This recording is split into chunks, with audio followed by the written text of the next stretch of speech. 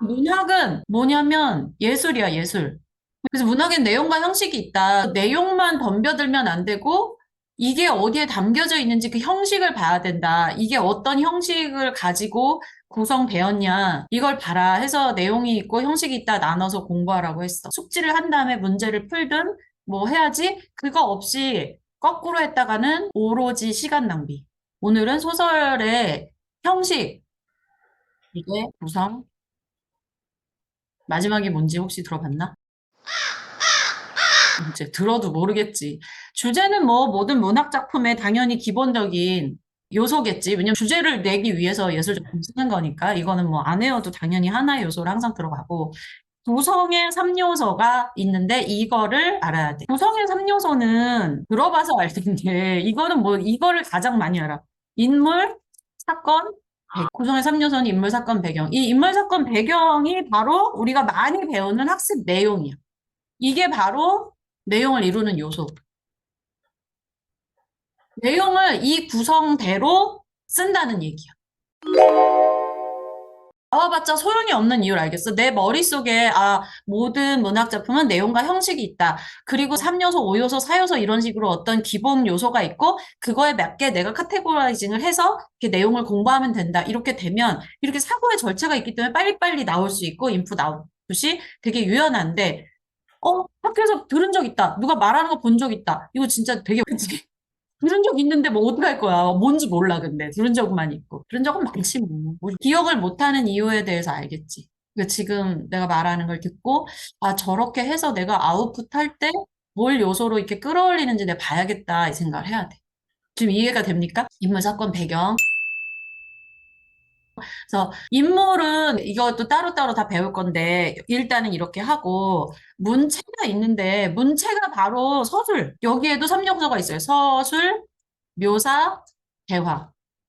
문체가 뭐냐면은 소설에는 그 독특한 문체에 의해서 소설의 분위기가 결정되는데 그냥 쭉 서술을 하는 경우가 있고 디스크라이브 그러니까 그리는 경우가 있고 묘사적 심상은 시에서 배워서 이제 쉽지. 그럼 대화는 뭐 대화로 하는 거고. 예를 들어서 내가 쓴 소설 있다 그랬잖아. 그 소설에서 내가 대화를 거의 다 사용했어. 그래서 읽은 사람들이 드라마 대본 같다 이렇게 많이 느끼고 장면을 이렇게 막 티키타카가 벌어지는 거를 떠올릴 수 있는 걸 원했기 때문에 대화를 되게 많이 사용했거든. 근데 나는 내가 왜 그랬냐면은 소설을 읽을 때 나는 대화가 많이 나오는 게 읽기 편하더라고. 그런 거 있지 않아? 소설 읽을 때 대화면은 왠지 부담이 덜한데, 그런 느낌이 나는 있었기 때문에 좀 나도 좀 그렇게 썼는데, 이게, 이 부분은, 어떻게 나오지? 서술이네, 묘사네, 대화네, 이렇게. 근데 이럴 때 지금 내가 이걸 다시, 인물, 사건, 배경은 좀 더 중요하기 때문에 좀 이따가 하기로 하고, 서술, 묘사, 대화 중에 이런 말 들어본 적 있어? 텔링, 쇼잉, 이런 말 들어본 적 있어? 텔링, 쇼잉. 학교에서 들어봤어? 그러면은, 자, 서술은 이런 거 있지, 뭐.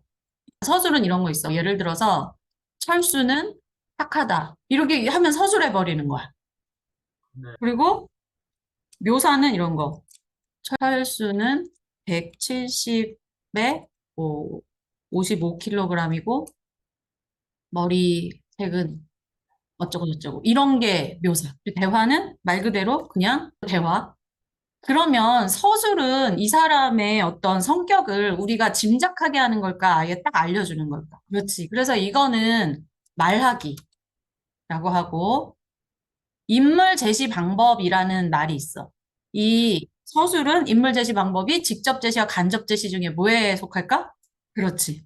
그러니까 지금 내가 설명하고 너가 듣는 이 과정이 바로 이해를 하면서 공부를 하는 건데 이게 내 머리에 들어가려면 주입하는 것밖에 방법이 없죠. 공부를 해야 된다는 거야, 내 말은. 좋은 수업을 들었다고 머릿속에 저절로 들어가지 않습니다.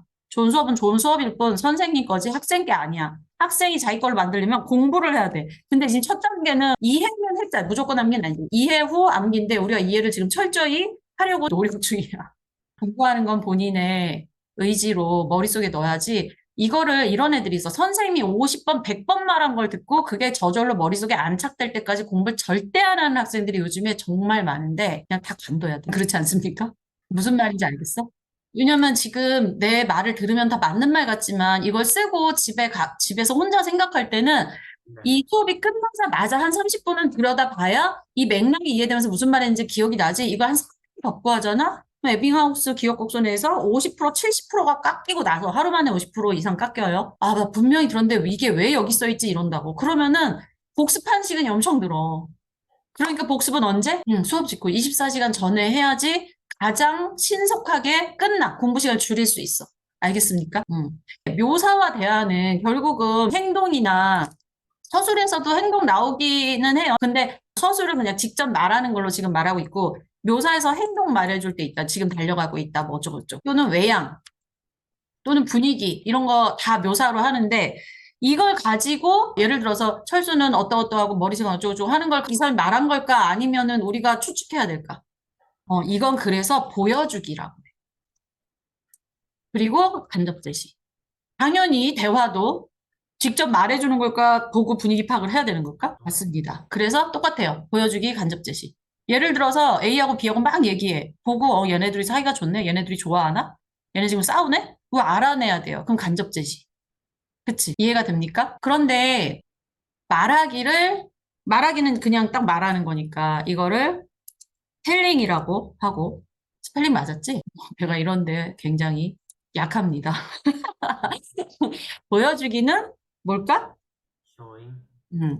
이렇게 텔링 단어를 직접 쓰기도 하고 고등학교에 가면 말하기나 보여주기는 중학교에서도 쓰는 말이고 직접 제시, 간접 제시는 계속 쓰는 말이고 지금 이렇게 이해한 거는 우리가 이론으로서 도구어로서 배우는 거고 실제로 뭐 동백꽃을 배운다 그러면 뭐 니네 집에 감자 없지? 니네 집에 이런 거 없지? 이 세 가지 중에 뭘까? 사설, 묘사, 대화 중에 뭘까? 대화요. 그러면 니네 집에 이런 거 없지? 하면은 걔 성격이 어떤 거 같아? 태도가 어떤 거 같아? 그렇지. 얍삽하다기보다는 좀 무시하는 것 같지 않아? 얍삽한 거랑은 달라. 사람 성격을 너무 너네가 이게 폭을 죽여가지고 그냥, 뭐, 별로야. 그냥 이래버리거나, 막 그런 식으로, 헐, 이래버려가지고 지금 단어군이 적어서 그런데 디테일하게 나누는 게 다 생각 연습이야. 그렇게 해서 내가 자꾸 생각 연습을 하라는 건데, 지금 걔는 네 집에 이런 거 없지? 하는 걸로 우리 집 다 잘 산다. 이런 거를 어필하면서 좀 잘난 척을 하고 상대방을 무시하는 기분이 들 수밖에 없는데, 네. 거기에 무시했다, 잘나서 이렇다, 이렇게 안 써 있잖아. 아, 네. 그러니까 쇼잉이야. 그러니까 쇼잉이고 간접 제시가 된다는 거야.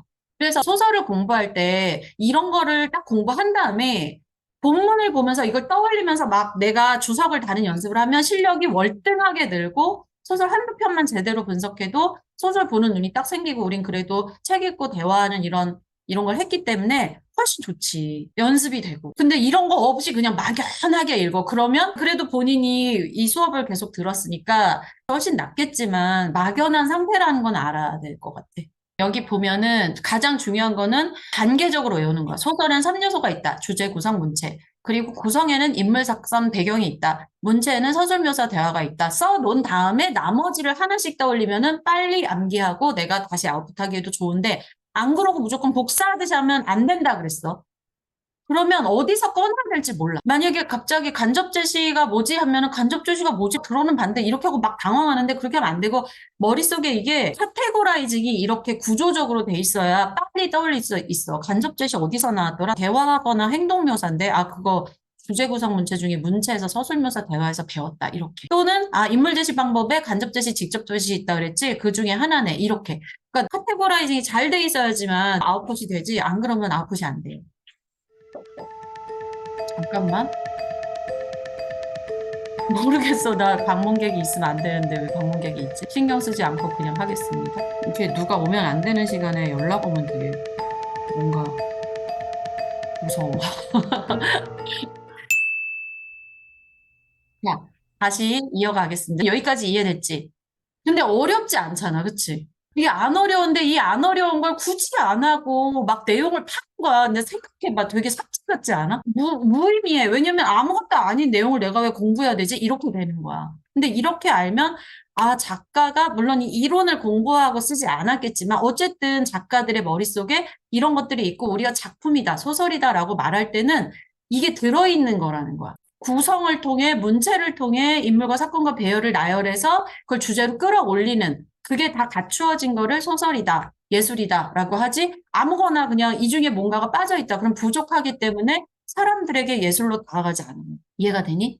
그래서 우리가 이걸 다가가는 어떤 접근 방법으로서 예를 들어서 피아노 연주를 들을 때 피아노 이론을 아는 사람이 좀 더 구체적으로 많이 들을 수 있듯이 우리가 작품을 볼 때도 아, 이 소설의 주제가 뭐구나. 이거 얘랑 좋아하는 내용인데 얘가 말투를 보니까 얘는 이렇고 얘는 행동이 이러니까 이렇고 이렇게 아, 이게 묘사로 표현됐네. 여기선 서술로 직접 나오니까 좀 내가 알겠다. 이런 식으로 아, 작가가 어떤 의도로 여기선 빨리 알라고 서술해 버리는구나. 여기선 우리가 좀 천천히 생각하려고 묘사 쓰는구나. 이런 걸 알면 좀 더 재밌고 뭐랄 그럴까? 더 몰입이 된다 그럴까? 그동안 소설 읽어봐서 알겠지.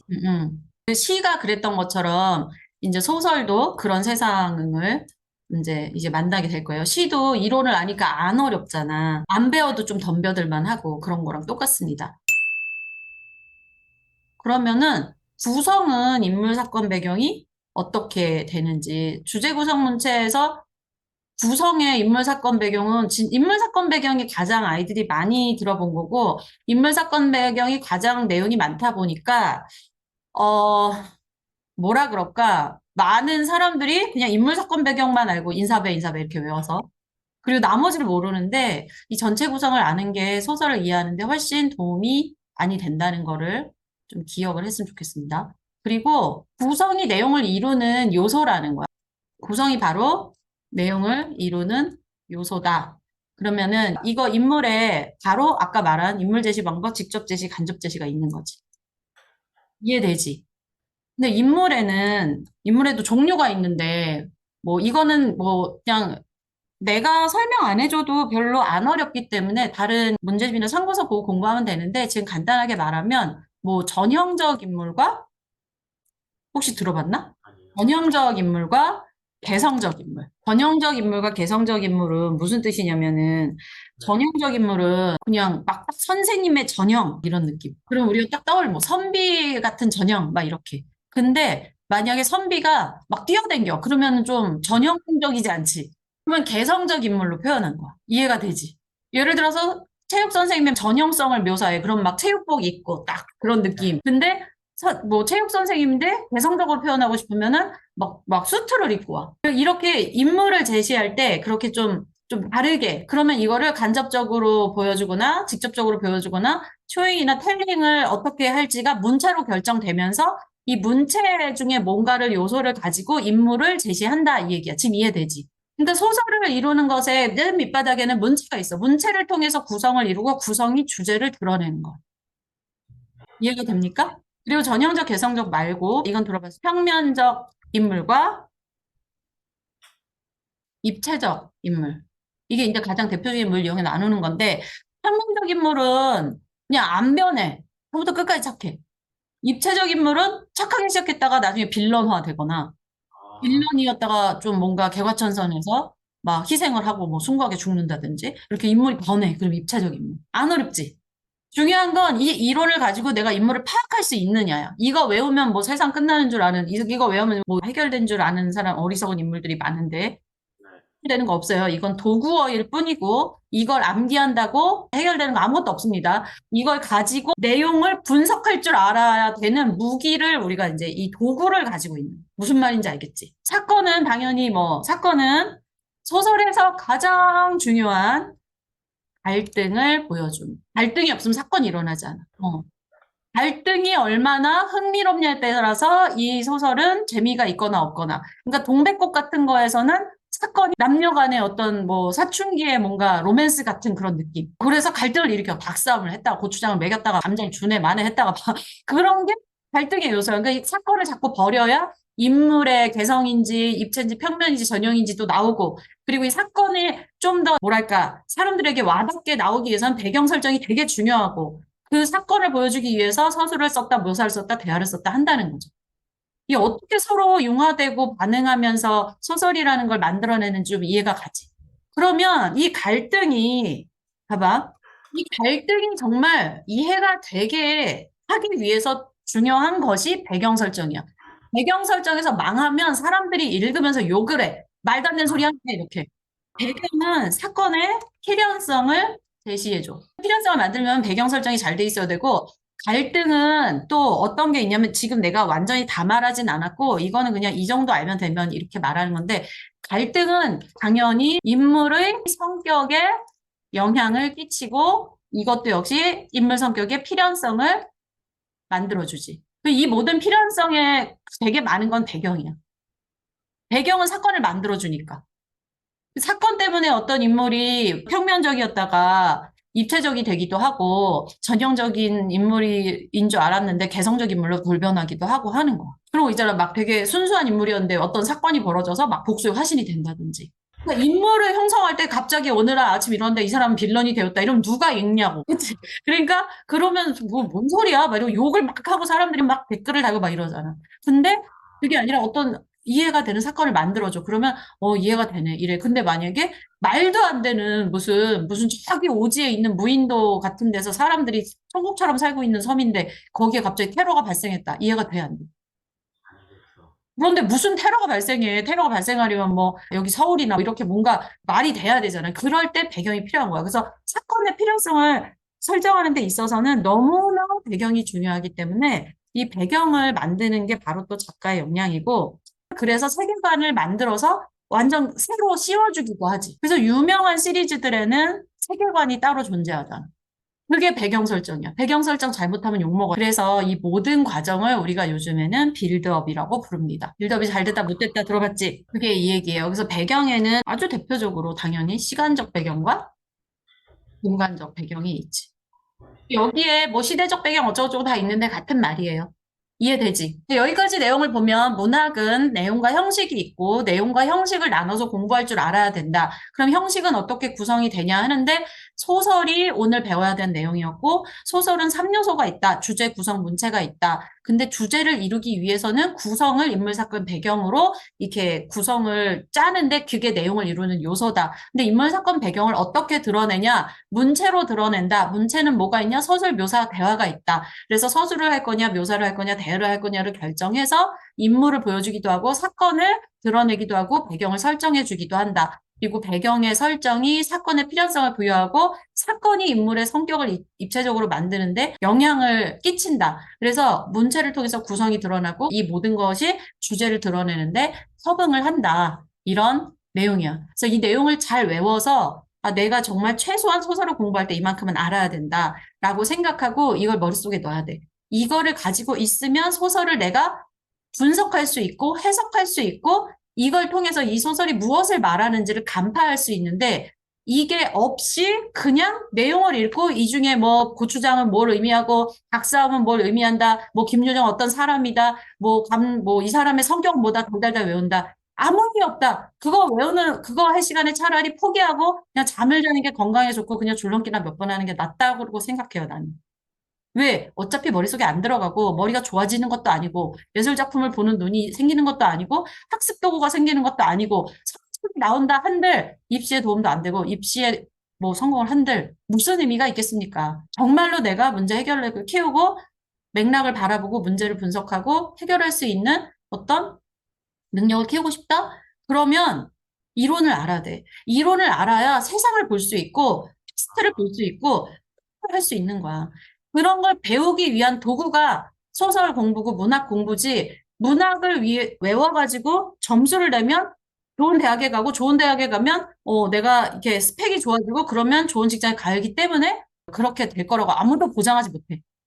선생님이 아까 얘기해준 그 사람 좋은 대학 나왔어. 인생이 정말 행복해지려면 내가 상황을 파악하고 내가 이 맥락을 파악해서 내가 해결하고 결정할 수 있어야지. 내가 누가 말이 제일 옳지? 여기서 뭐가 시험에 나오지? 남이 결정해주는 거 쫓아가다가 내 뇌는 아무 기능도 안 하는데 그냥 망가져버리고 서른에 그걸 깨닫는다고 해서 갑자기 나아지지 않거든. 아직 시간이 있는 어린 나이일 때 내가 세상을 바라보는 도구를 그냥 이게 한 달이 걸려도 좋아. 내 걸로 만들어야 돼. 그러면 불안은 낮아지고 국어 공부가 내 정서와 인지적인 역량을 높이는 공부가 돼. 그렇게 공부해야 돼. 그래서 이걸 외우라는 소리야.